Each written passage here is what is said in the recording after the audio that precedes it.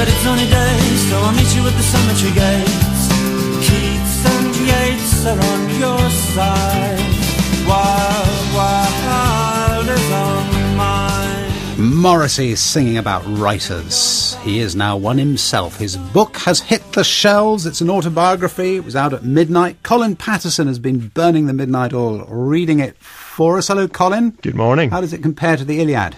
Yeah, it's on Penguin Classics, like the Iliad, and it's certainly a lot funnier than the Iliad. 457 pages long. No chapters, no index, and the first paragraph is 4.5 pages long. And he's been a lot more revealing than I was expecting, especially when it comes to his love life. In this book, he admits that he never had a proper relationship until the age of 35. And he says it was with a man.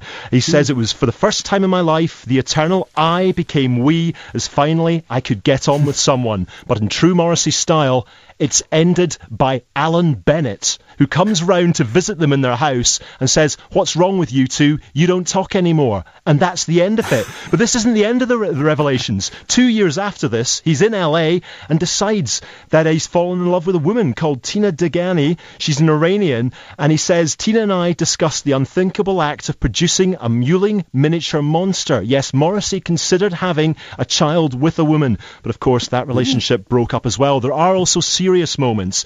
When he was only 14 at school, he reveals in this book that he was touched inappropriately by a teacher. So some big revelations coming out. And I can tell from your voice that you were either high from it because you've been up all night reading it, or you did really enjoy it.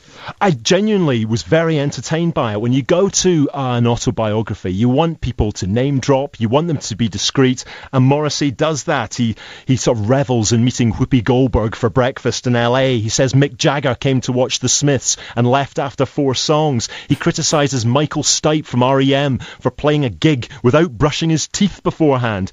And there's a lovely passage I'll read to you when he just becomes famous and everyone starts ringing on his door and wanting to be his friend. And he says, "The doorbell rings, there stands Vanessa Redgrave. 'Marcy,' she begins, and then goes on about social injustice in Namibia and how we must all build a raft by late afternoon, preferably out of coconut matting."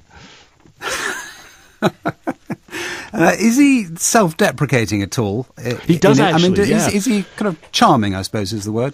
Ooh, I don't know if charming is the word. He does admit mistakes. He says things like he never realised "There Is a Light That Never Goes Out" is a good song, and he does pick his battles. He attacks the NME, he attacks the judge who called him truculent and deviant in court. He even says John Peel never saw the Smiths in concert or went to any of his sessions. So there's a lot of tidbits and some serious stuff for fans, and I think there's only one song we could end this with.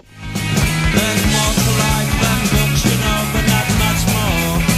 Oh, there's more to life than books, you know, but not much more. Not much more. Colin Patterson and the Smiths.